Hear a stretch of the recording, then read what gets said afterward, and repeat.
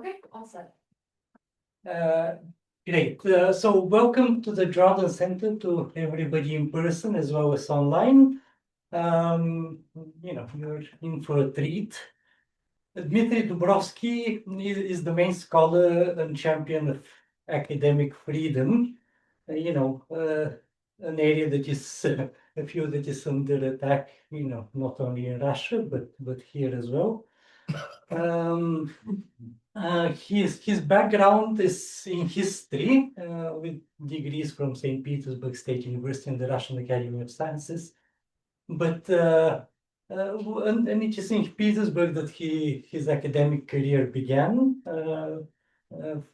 in the Faculty of Liberal Arts initially, then in the High School of Economics in Petersburg. But after the Russia's invasion of Ukraine in February 22, he was first awarded the status of a foreign agent and left, in the first days following the invasion. And I do not have his full trajectory, but most recently he's been teaching at the Faculty of Social Sciences at Charles University in Prague.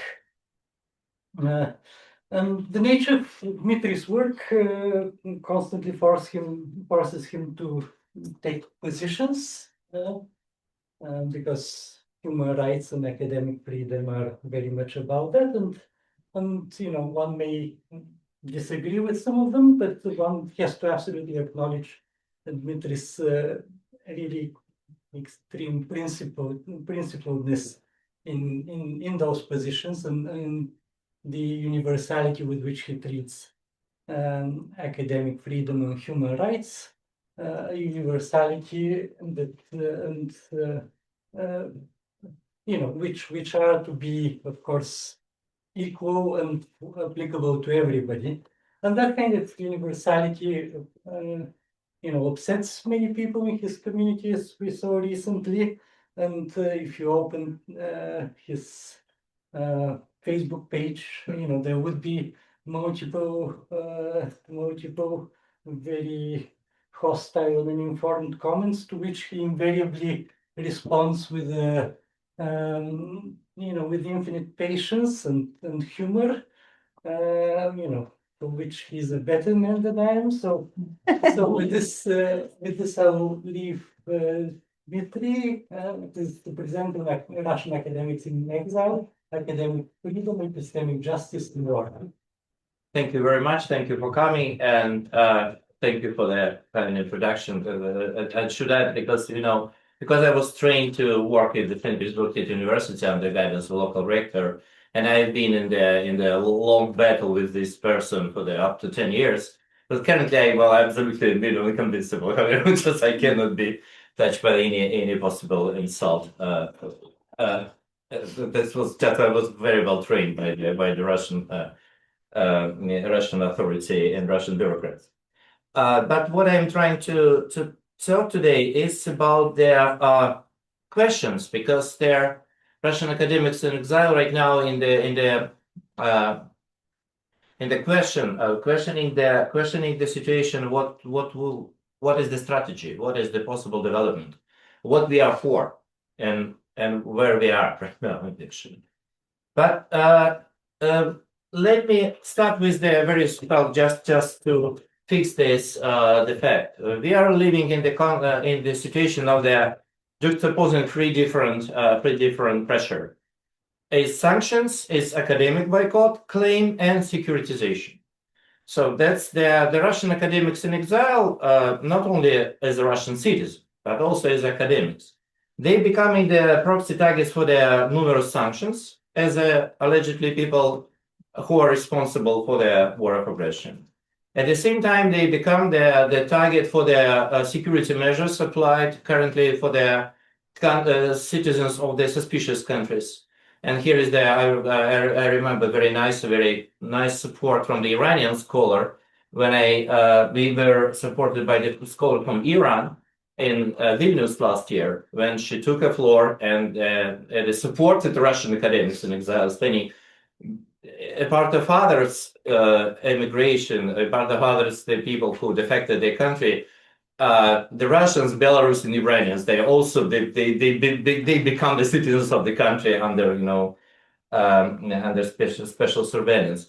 And of course, the claim of academic boycott, because that is the general claim which started immediately after the war aggression started. And the academic boycott plan was published in 2022. This is for Ukrainian scholars. That is the very developed project for the total ban of the Russian academics. And by the way, it's become the petition, and this petition been signed by the currently up to 8,000 scholars, including most of them that are the Ukrainians and foreign scholars, claiming the need to total ban, total exclusion for the Russian academics, without the differentiation. They're all the academics from the world knowledge of production. So access to the publication, for the editorial boards, and this work currently is very actively developed. So that's for example, in Sumy University, was been created 3 years ago, the special institute, which had the official mission to exclude the Russian scholars from the editorial boards of the international news journals, scientific journals. And their pressure, either to exclude the Russian scholars from the editorial board of the scientific journals, or the pressure to the foreign members of the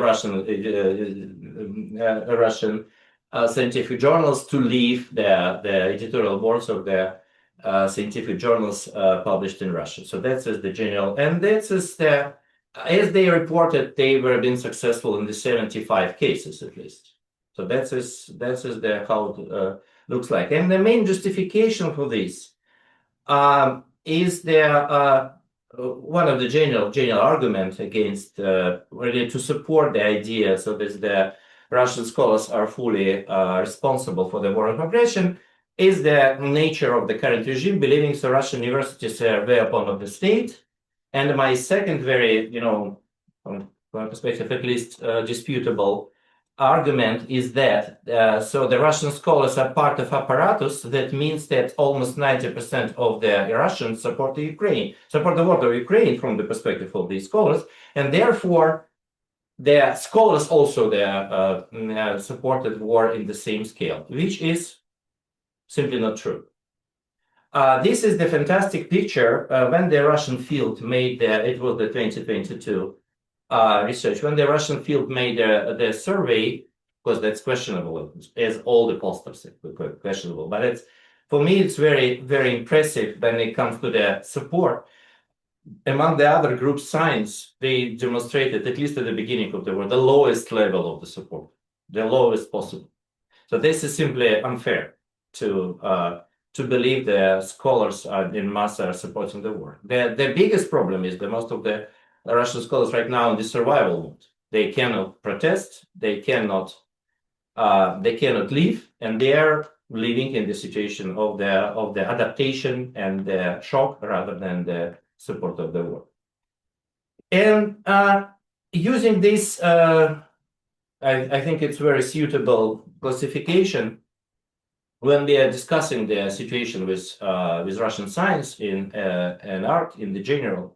We are always having two different perspectives. The first one perspective, it's the Russia predominantly consists of what the Kirill Titayev and Misha Skalov called provincial science which mostly accepted but not producing the different theories and different knowledge.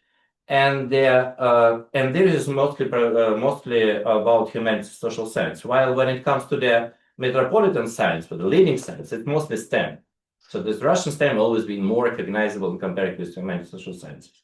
And then we come to the possible strategy in this war. The Russian scientists responded in the way more or less, if we would say on this from the perspective of their political views and their more or less their affiliation with these groups, the global academics who used to be the part of the STEM, they're global academics, they're part of the global, and there are only few of them left of the country.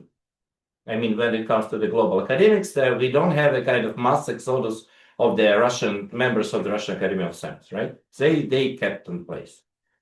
At the same time, they are not on this barricade. They are not claiming the war with the West. So this Russian Academy of Science, they try to play this, a role of the peacemakers, of the relevantly neutral, trying to accommodate themselves to the current crisis and shock. At the same time, the pro-war activists, they try to explore the new opportunities because Russia is working in the field of the BRICS globalization. So that's Russia being excluded from the system of the Russian the science education being excluded from the international exchange, but not whole international exchange, only for the West, let's say, oriented for the what it called global north, right? And when it comes to global south and it comes to BRICS, that's still continuing and very actively. Cooperation with Brazil, South Africa, China, that is what's going on. And that is why, nevertheless, I would call it forced provincialization, because if we would compare the level of science and in general, level of science and the condition of this cooperation, I would say that China is not the country which would welcome the open and beneficial exchange in comparing with the previous. Provincial science, that's also interesting. Provincial science is there at the beginning. It was immediately between the 3,000 or 4,000 left for the moment. That was for the March and the April 2022. And they also try to find a way to survive, and I'll tell you about a little bit later. And they're pro-war, they very actively working in the direction of the alternative globalization. So right now, this is the only way to promote the career. Right now, this is the rising the numbers of the joint projects, joint publications with the Chinese, with the South African, with the Brazil, which is itself very interesting, because what I just realized recently from the reports on Latin America, in numerous universities of Latin America, the people who defected to Russia because of the war, they are meeting the people being sent from Moscow right now to cooperate with Latin America countries within the new turn of the Russian alternative globalization. And that is very interesting, meetings sometimes in South Africa, in Johannesburg, in Brazil. That's itself very interesting to explore. And what I believe, nevertheless, for the most of the people who remain in the country, I would call it forced nativization, because that is decreasing of the number of the real participation in the international knowledge production. And this is I would call forced nativization. And of course, the native science right now on the top of this story. Those who have been produced in numerous very exotic, softly say, exotic theories, and they are currently celebrating. And my favorite is just the idea, for example, recently announced, for example, that Russia should elaborate their nationally oriented political science, independent from all this toxic Western imperialist influence. How it looks like, I don't know, but it's interesting. Just a demonstration of what is going on. And the second very important difference is the very interesting different split between the STEM from the one side in humanities, social sciences in the one side. For the very obvious reason, the STEM people, well, just to simplify the story, for us, for humanities, social sciences, sometimes it's easy to move just because we don't have a lab to go to take with.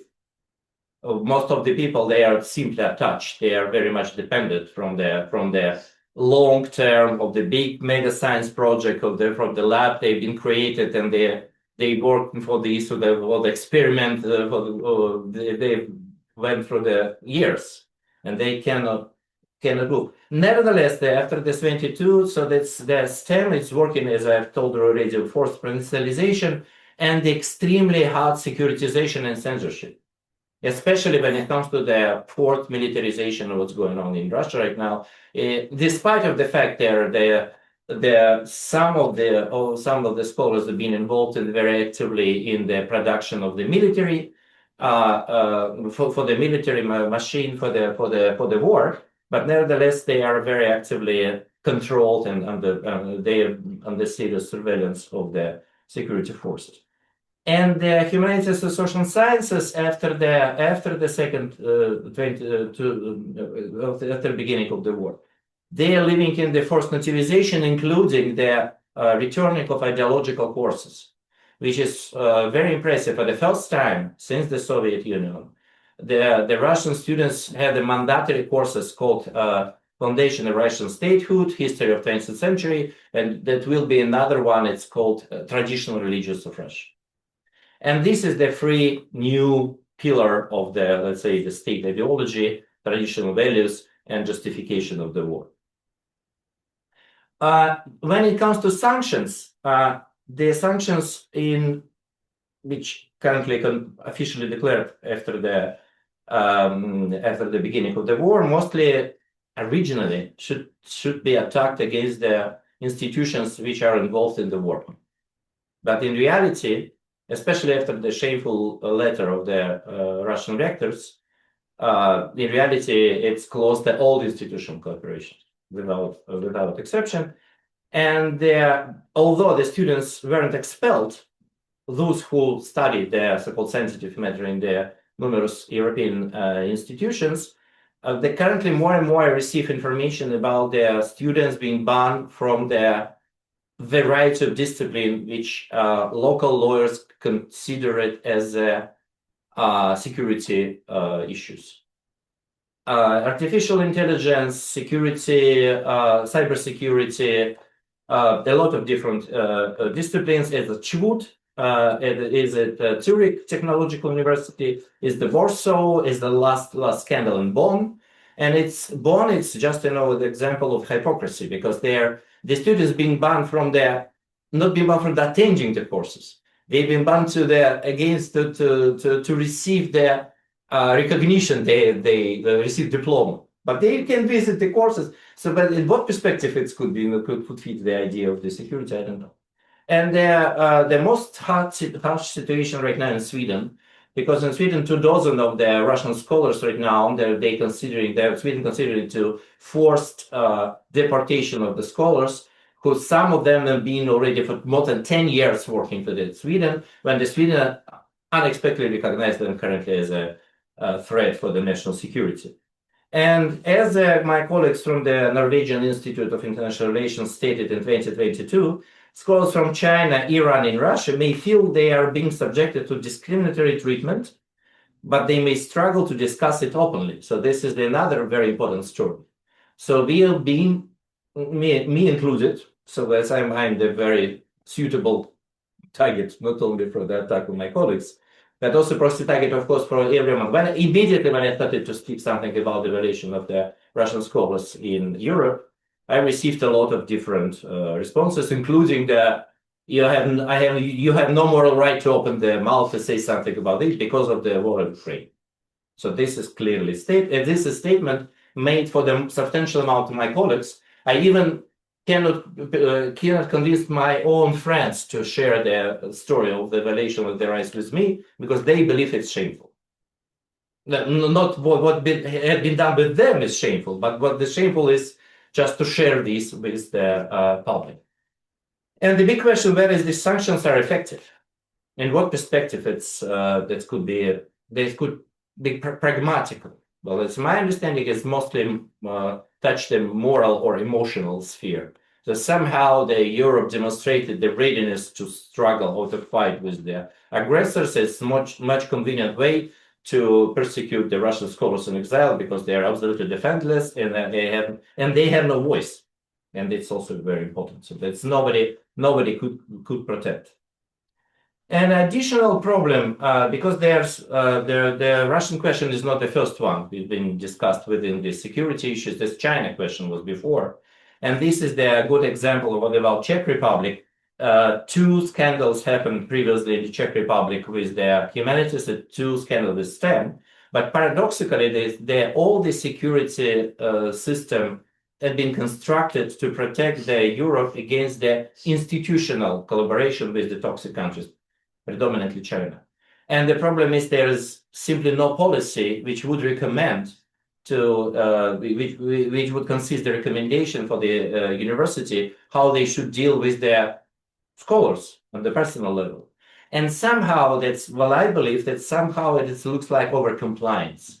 When the local lawyers, the lawyers of the different universities, they understood, oh, this is Russian scholars, and this is sensitive matter. Why don't we, try to protect ourselves against all possible accusations just to ban them? And was the good story with the Zurich University when they realized, okay, we can sue the Zurich University, but we should start with the $10,000 only to start this process, but we don't have it. Neither us nor students, especially. So that's absolutely not. And then we don't have any human rights organization who would be ready to take these cases for obvious reason. These organizations are also afraid to be exposed as a protector for Russian aggression.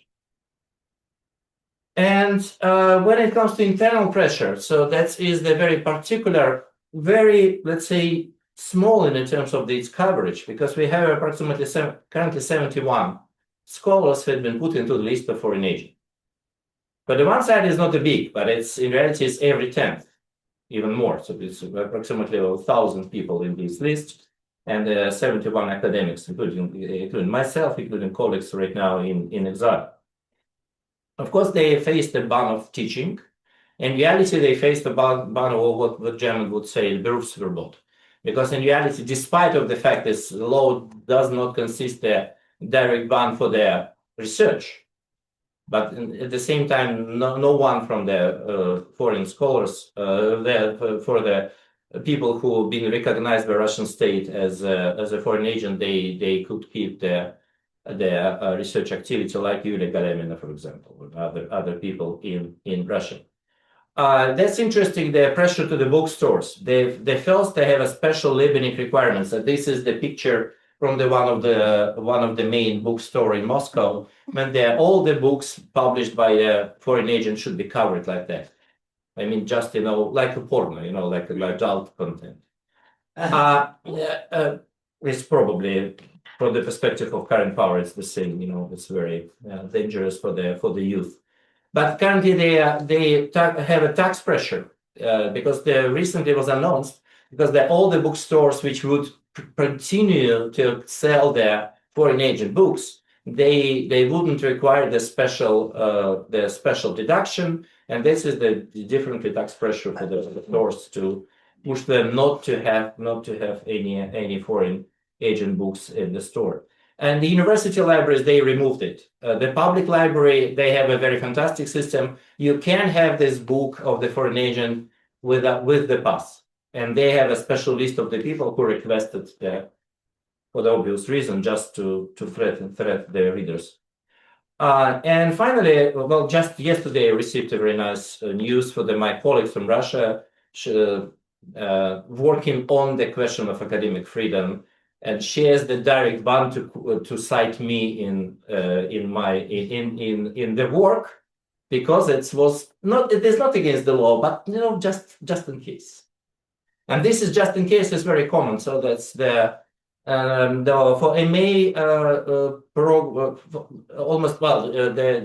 the university libraries shouldn't have the foreign agent books. They no citation allowed for the MA, for the BA, for the PhD. It was just informally recommended. So there is no direct prescription, but it's formally recommended. And what is I can see the general problem. So the one side is what I say double pressure. General issues. Well, the Russian scholars they unfortunately are at the same time Russian citizens, most of them. Not always, because sometimes those who received Israel passport, they are in best condition. So it's the rest of the people, they are not. And of course, they are being seriously restricted in the terms of their visa ban, with the terms of their receiving any status, because that's very difficult. What is the interesting also, despite some of European countries, they introduced a special exclusion for their civil rights activists, politicians, other LGBT groups, and so on and so forth, but academics were not included. And even more, to receive this or to be considered as the person who should apply, who could apply within this exceptional way, you should prove your political commitment. And this is, by the way, it looks like political test. This is against the principles of academic freedom, honestly. So this is clearly what is my case is, well, only because my authority, gifted me the foreign agent status. That was they made my life easier in the terms of the application to the Czech Republic, which totally banned otherwise the visa for Russian citizens. And this is also the problem, because it looks like there's nobody interested to have Russian academics in Europe. I mean, clearly all the exception, all this system of the supporting the civil society in exile, they are not included. This scheme do not include the academics, and that's with some exceptions, but most of the people. But I mean, on the level of European Union, I do not see any visible move in this direction.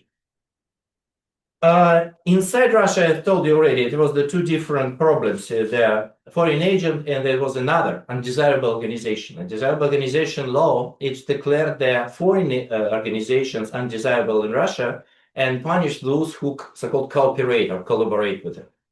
And this is, among them, there are a substantial amount of the research and education institutions currently, including Yale, including Bard College here is up New York, including the Central European University, including Free University I'm affiliated with. It's not in, actually, this is the online voluntary project. And also, Russia even declared and tried to punish those who supported the scholars in exile, as, for example, Science at Risk organization in Germany. And outside of Russia, the Russian scholars are made in the bunch of the formal and informal boycott. And it's interestingly enough, it's not necessarily somehow related with where exactly you are. You can be in Moscow, you can be in Berlin.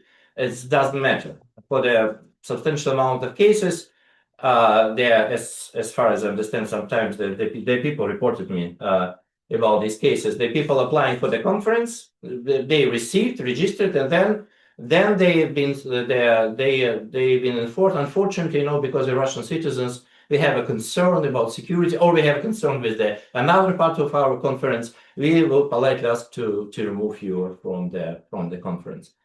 And this is the more or less general situation. Unfortunately, there has never been officially published. So then the conference announcement call for papers. The nervous is to please guys from the Russia and Belarus, do not apply, do not bother us. No.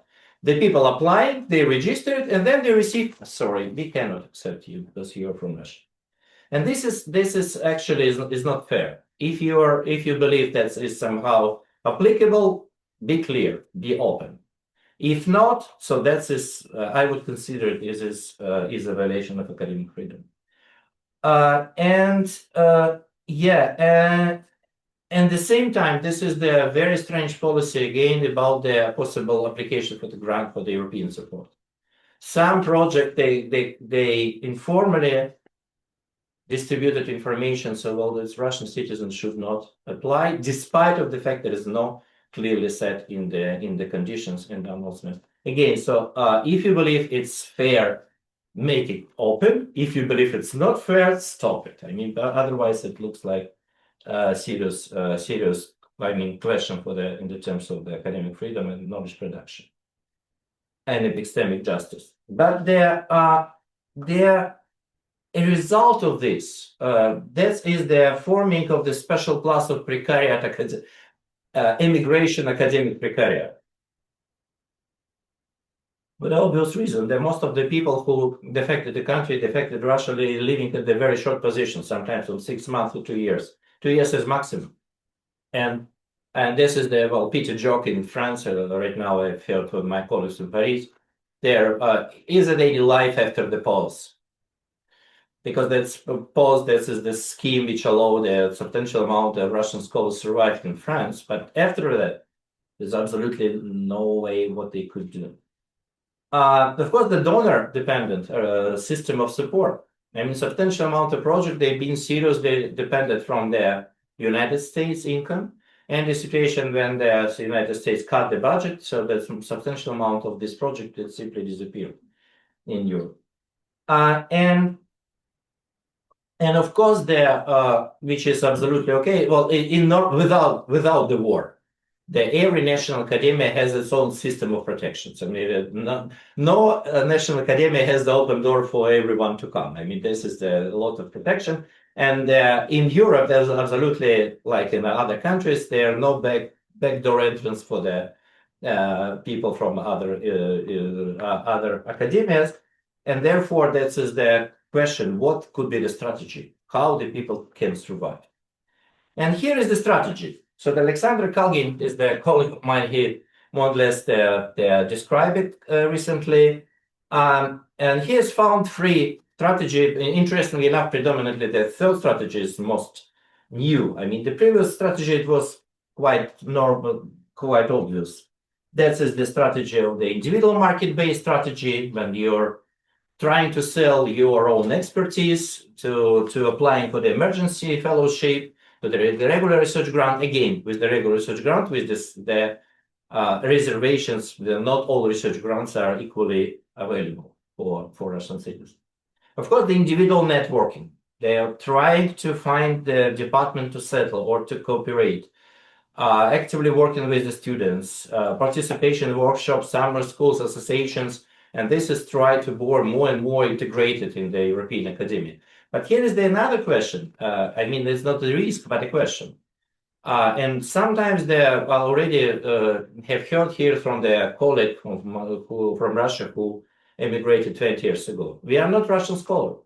We are European scholars of Russian origin. We are not interested to discuss your strange ideas of Russian science and education should survive outside of Russia, because we are not interested in this survival. We are just we are a prominent member of European academia, and therefore that's the question. Why you here for? So what you're doing? So this is the question. And the third strategy, which is quite new and quite active, energetic. The Russian academic community created more than 50 different projects for 3 years, which is not only the education and mostly not education, mostly they're just research network, think tank, different very informal groups like Epistemic. It's being created before, but it's currently mostly in exile, not fully.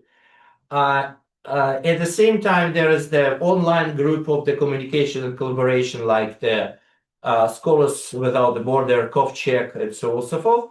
And finally, the institutionalized project, like a free university or offline, recently opened finally the Faculty of Liberal Arts and Science in Montenegro, Budva. Smolny Beyond the Borders, that is the Bard College Berlin. They've been settled in there. Bazaleti University, Free University, Nomad University in Batumi. That is the different examples of the, let's say, project transfer, because there are all these cases. I mean, FLAS is the good example. They've been moving the Liberal Arts and Science College from Moscow to Budva and reinstall it and open the door and currently started to teach. And this is the very interesting development. So that looks like this is the long-term dispute. What is the possible development for Russian academia in Europe? Whether it will be that will be repeating the experience of the after revolution immigration, when they've been first explosion of the Russian-speaking institutions, and then dissolution. I mean, they've been disappeared mostly. Or it's something else. Whether the Russian academia in exile, which I believe should serve the very important task to keep the Russian language as a language of science, but not a language of the war, and also to keep the knowledge and train the students For example, as my project I'm currently affiliated with, the Ballistics of MA in Russian Studies at Charles University, which is another strategy. So this well to adjust something that create new institutions within the existing institutions. But still, this is the big question. And when it comes to institution in exile, so I've told you already, this is the formal institutions, online initiative, and network of solidarity. And this is interesting because it looks like they're having different strategies and different communication, for example, with Russian scholars. Because I believe one of the most important mission of us right now is to keep live contact with the people in Russia.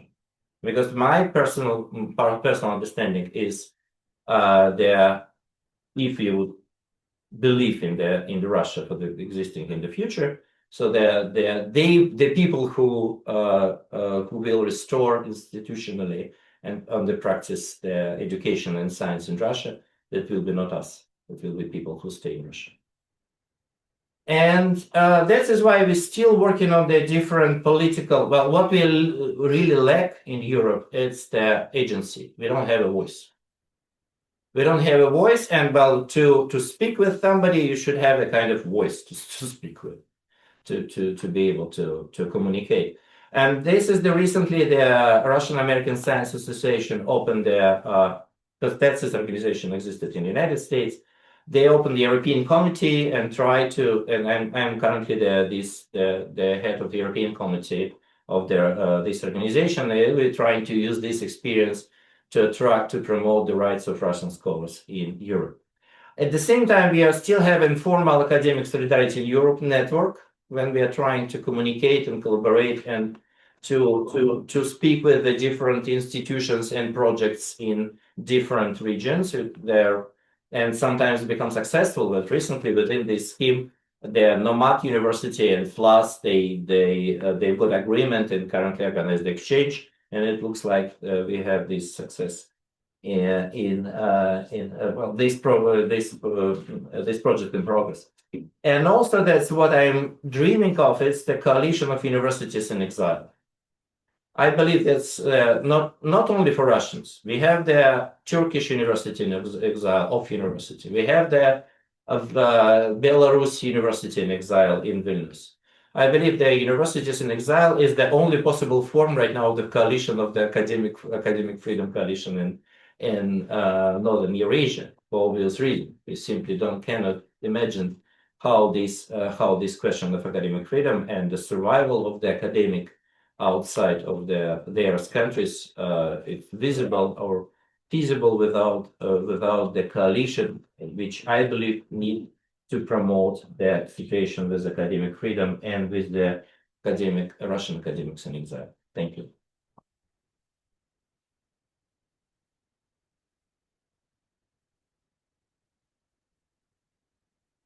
Yes, I guess I should. So please, if anybody online wants to ask a question, raise your virtual hand. We'll maybe start with questions from here. Sasha, then Rita, and I had a question about your very last point about forming a coalition of universities in exile. So this is maybe an obvious question, but people have different takes on this, so I'd be interested to hear your answer. So what do you think is the main obstacle to building a coalition of universities in exile? And also, do you think that there'd be any room for collaboration between universities in exile made up of exile groups of people from different countries? Like, is there a solidarity network there that you could tap into and experiences past exiled peoples who might be interested in working together on something like that? Thank you. Well, I can see the obvious obstacles, unfortunately, very national-oriented idea. So that's the believing that our situation is so unique. When that's what happened with me yesterday. Well, I just described with my colleagues from the Academic Freedom Teaching Coalition of CUNY the situation in Russia, and we had the colleague from Iran, and he said that's not about Russia. It's everything about Iran. It's everything literally what you've described. It's about Iran. And this is, well, this is, I believe, the one of the possible way to cooperation. So that is the not the idea of exclusivity. That's idea of the we have, and this is the one we have in common. And the second we have in common is the, let's say, not always friendly atmosphere in Europe, and not always the general common, I mean, fair rules for the people of these suspicious countries. So that's, I believe, and this is the, for example, for the Belarus, this is the more or less common, not always, but they are also our Belarus colleagues or people from Iran and from China. They have a very special sometimes issues. Very much reminded me the issues of Russia, Russian scholars in exile right now, and I believe this is another platform to collaborate and cooperate in. Well, thank you so much. It is so important what you do, and I feel like similarly to like multiple sanctions and multiple criticism, I feel it's not easy to be a researcher and activist in this field, and it's very important to support you. So I want to do that. I have a question and a comment. The question, so for me, like emotionally, of course, this topic is not easy. So my question would be about this idea of in exile, like science in exile, scholar in exile, artist in exile by extension.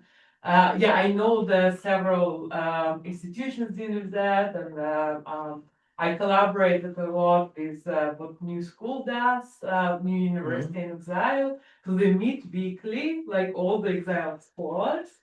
And the dialogue is important, but it's hurting so much. Like, honestly, I can't find enough like willpower or like engagement in myself to come back to it like every week or every day and tell myself I'm an exile.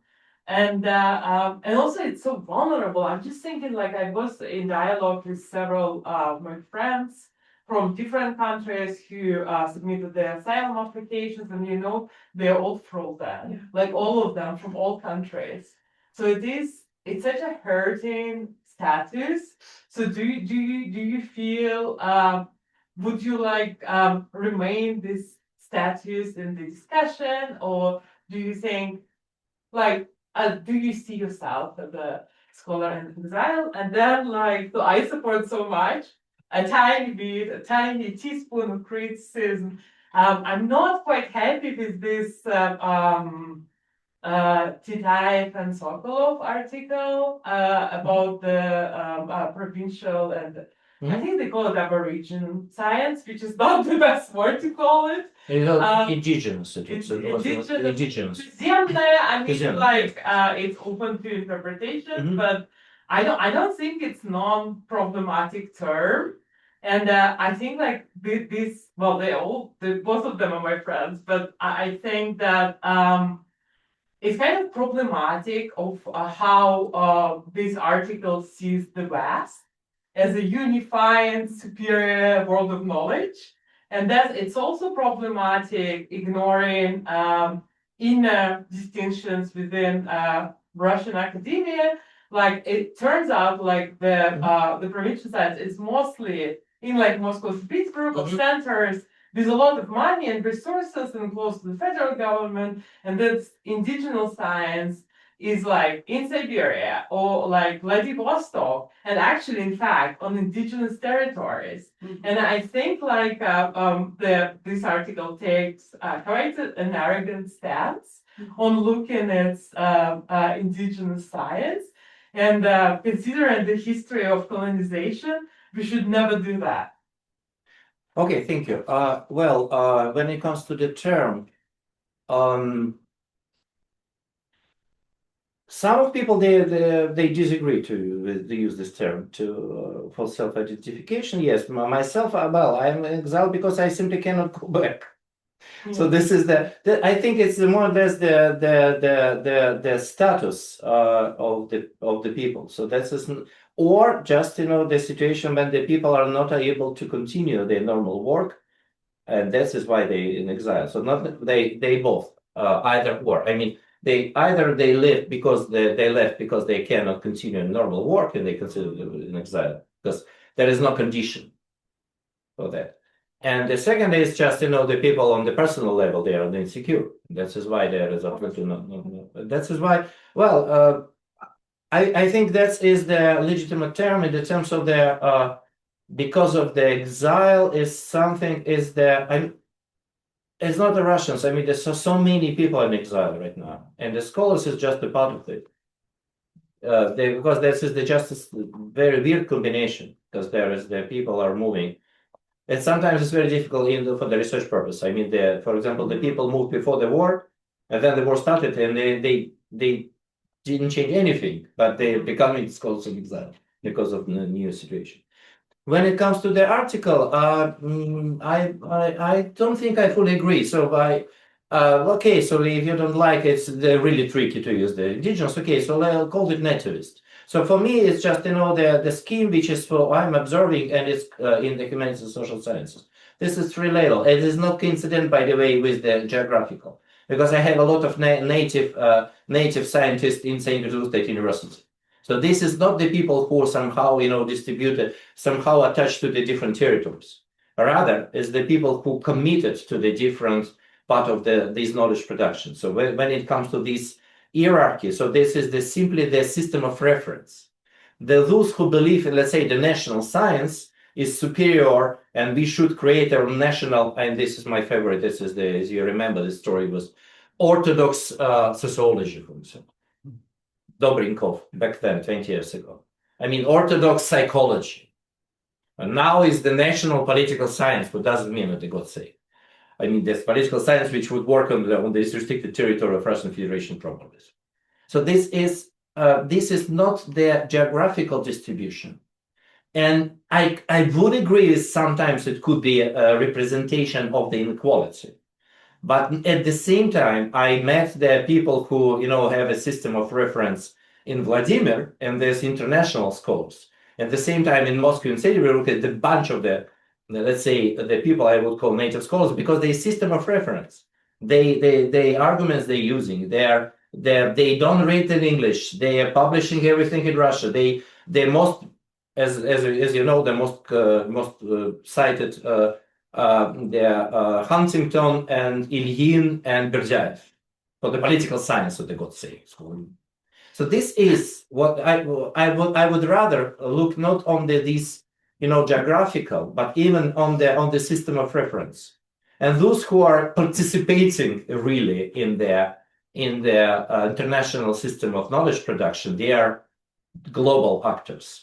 Those who are believing, okay, so if those who are living in the situation, there is no other world exists, only what is published in Russian, and within the Russia, we do not believe on this, weird or strange and suspicious Western theories, and we will liberate the theories for ourselves. This is their other dedication. So that's how they dedicate themselves to the different arguments. So this isolationist or globalist. Let's simplify this. And this is it's quite visible how the letter they are demonstrated right now the happiness. Finally, nobody requested that some of people there after the war started. Some of the people finally nobody requested to publish in these foreign journals because we finally national science would prevail. But it's paradoxically, most of these people, this is the direct relationship between those who believe in the global science and the anti-war. At the same time, the nativist and the pro-war, because this is how they converted this attachment into the exclusivist, isolationist argument. Great. Question from Anne, then we'll be going to our online questions with Piotr and then Carter. Thank you. This is fascinating. What do you think are the best ways for us to maintain and cultivate our ties with colleagues who are in Russia, who are still in Russia? And by best, I mean both most effective and most ethical.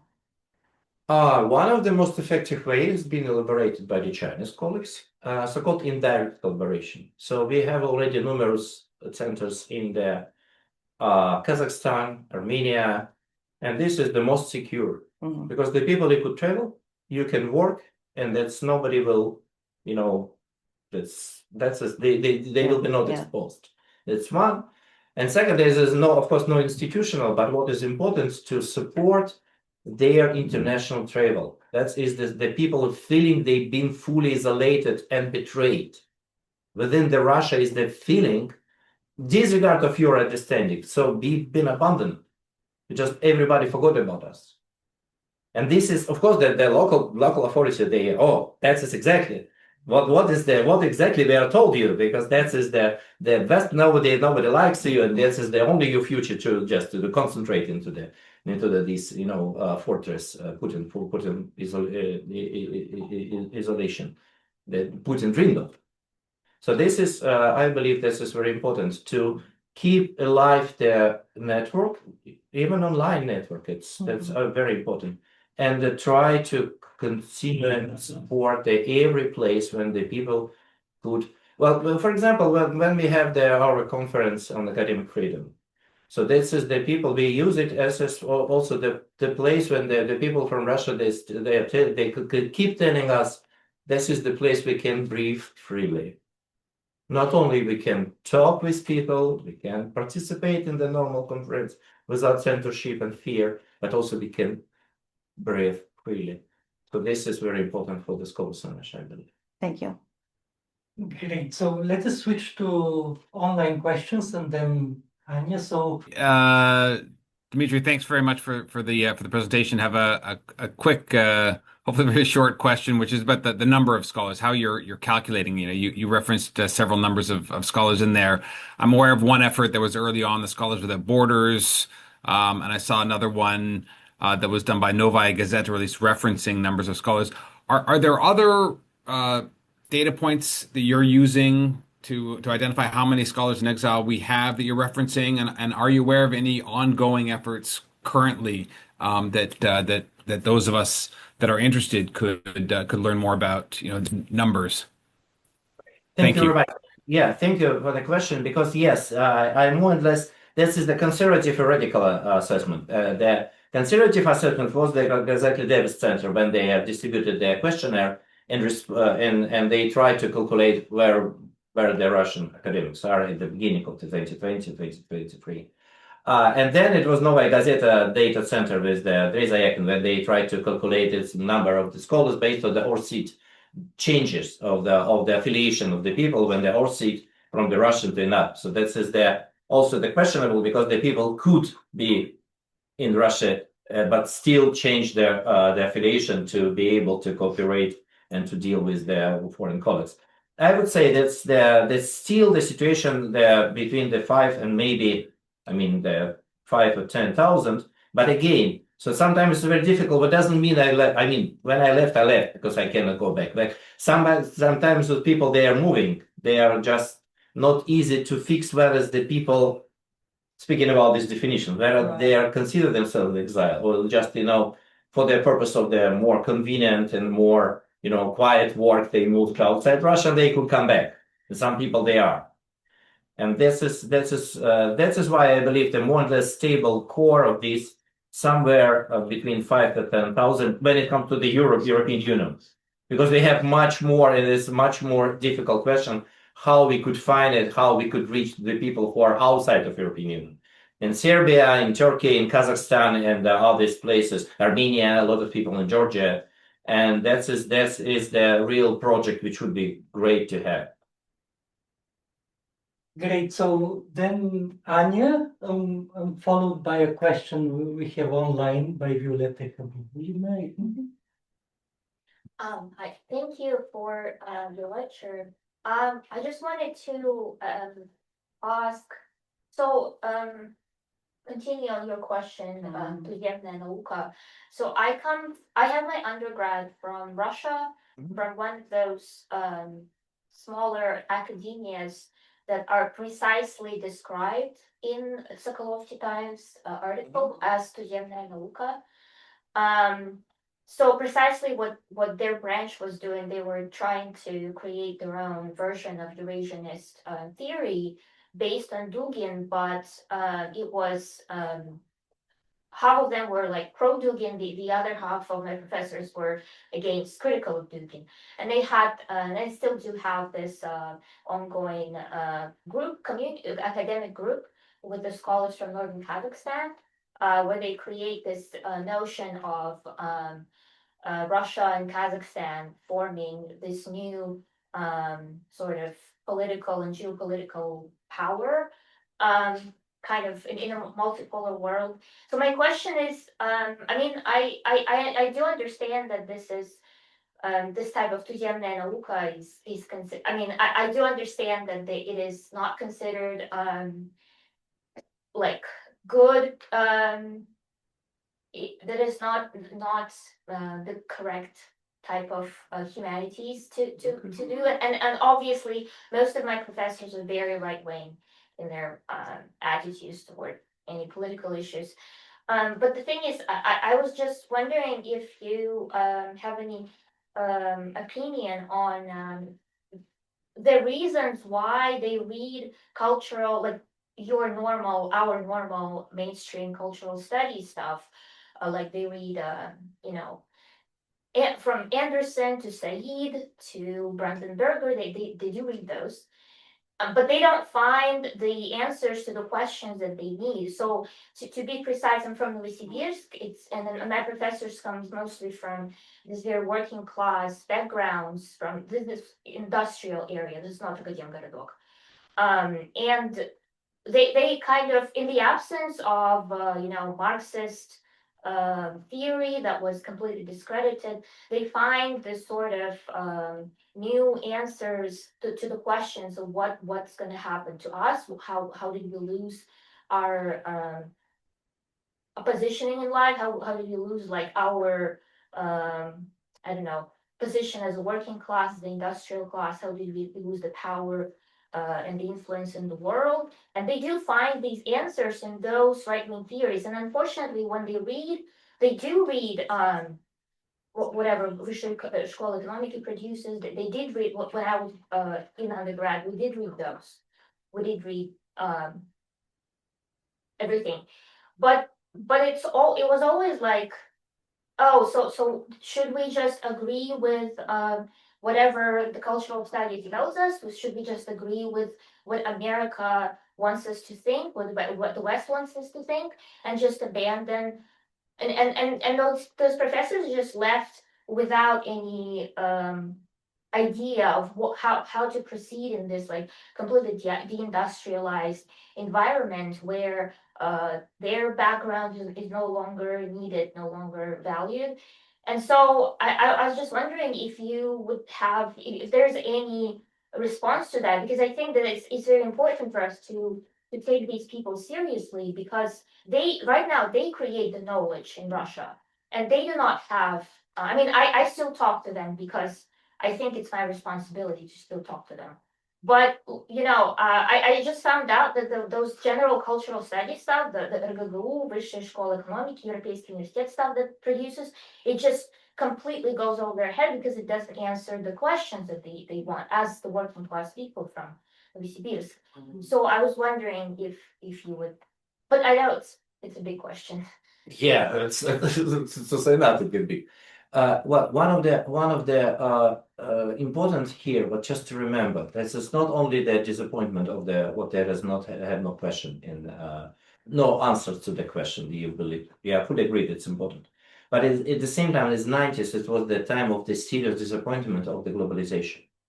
Which the globalization brought to the most of the professors it wasn't they had expected. They have expected the full recognition, to be a part of the global market of ideas. At the same time, it's happened. Okay, so this is not competitive. And one of the reasons why they speak I think we should reconsider this title. Let's say the kind of isolationist science exists, is there to explain the failure of your ideas on the international global market.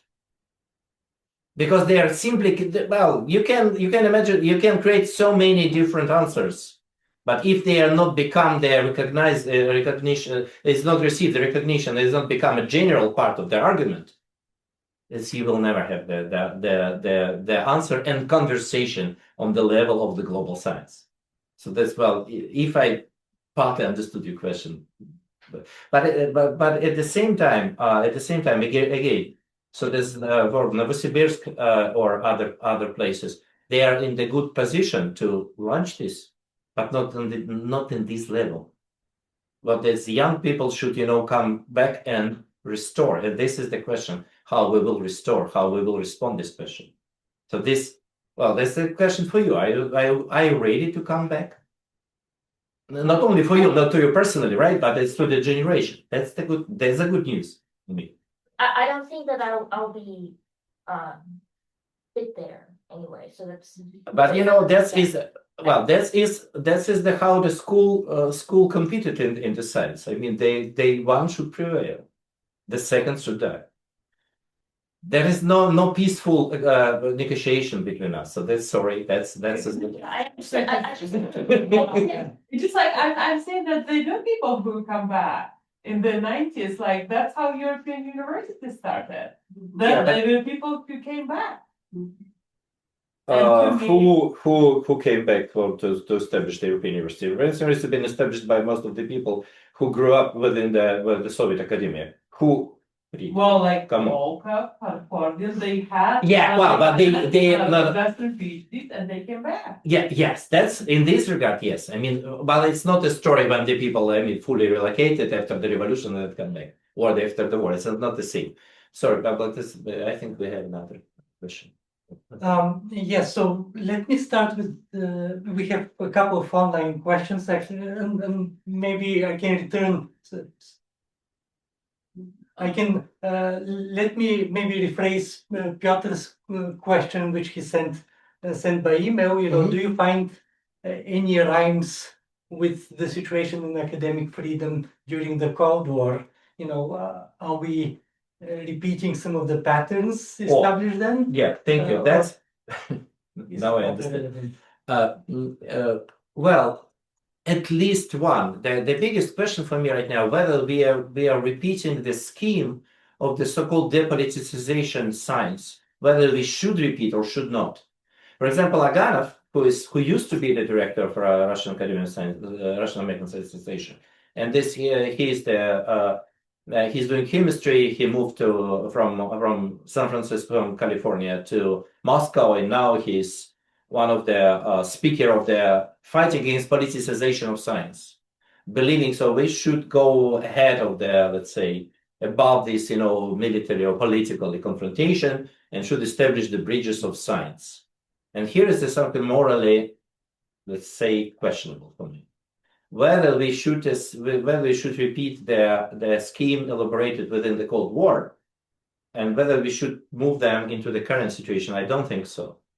And this is why maybe this is not neither morally nor pragmatically important to address to this conversation and these schemes elaborated in the Cold War. So this is I think my understanding. And there's a question by Violeta Habibulina, who doesn't have a good internet, so sent us a text to the extent, asking whether how extensive or complete this boycott is of Western academia, meaning European Union and North America, because she asserts that universities,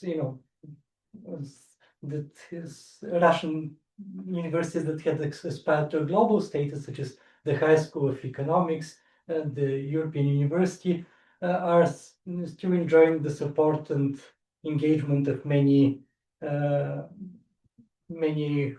both individual Western academics, but also Western public budgets, which are spent on them. Yes, sorry, the question is did not make it particularly precise, but also to ask you about my own question about the boycott. Do you think you know, and this is, you know, my own curiosity. Do you think a boycott that clearly distinguishes between institutions and individuals would, you know, boycotting any Yeah, yeah. representatives of Yeah, yeah, would thank you. That's the most sensitive question here.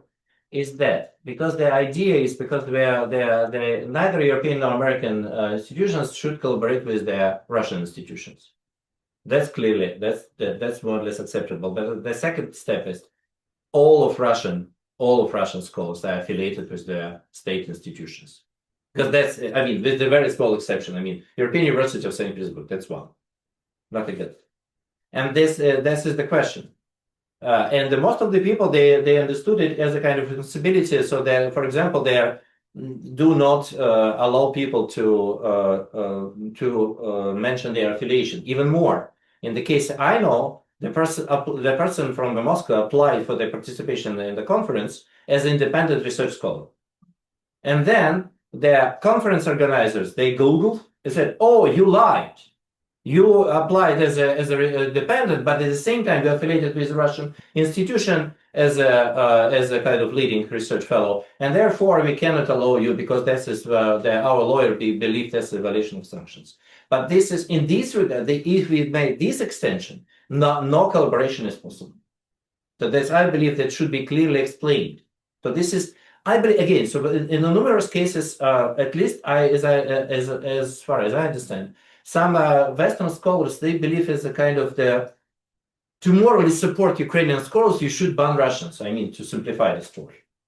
That's clearly said was to me several times. So we cannot, accept you because, well, it will not necessarily Ukrainian scholars. Well, some Ukrainian scholars, they demanded it, clearly, but not all, not always. But that's also the question. Of course, from emotionally, I could understand. I never would be request to demand. Well, that's the Ukrainian scholars should be sit here and be present. But at the same time, so I would say that for the conference organizers should be just to identify the problem and clearly said how it should look like for all the sides, but just to have a kind of fair and open conversation. Great. Other questions? Yes, please. Sorry, could you introduce yourself? Yes, Yuri mentioned Yale University 99 graduate.